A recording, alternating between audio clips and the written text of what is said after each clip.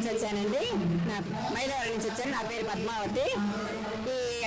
ఈ గురువు గారు చేసే మహాయజ్ఞం అనే చెప్పాలండి. ఈ సామూహిక కుంకుమార్చన కాదు, ఇది మహాయజ్ఞం అనే అనుకోవాలి. ఇంతమంది సుహాసినీలు కలిసి చేస్తూ ఉంటే అమ్మవారే వచ్చి అందరిలో ఉన్నారా అని అనిపిస్తుందండి మాకు. మేమందరం డాన్స్ కూడా చేశాము, భరతనాట్యాలు కూడా చేశారు. ఇక్కడ సామూహిక కార్యక్రమాలు మొదలు పెడుతున్నారు. చాలా చాలా బాగా చేస్తున్నారండి.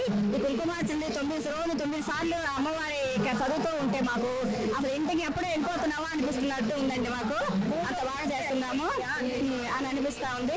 రేపు కూడా వచ్చి చక్కగా అన్ని కార్యక్రమాలన్నీ శుభ్రంగా చేయించుకొని మేము పసుపు కుంకాలతో వెళ్తామండి. చక్కగా అమ్మవారు అలా దీవిస్తానికి మా అమ్మకి కొండ మీద నుంచి ఇక్కడికి వచ్చేసారండి దుర్గమ్మ గారు.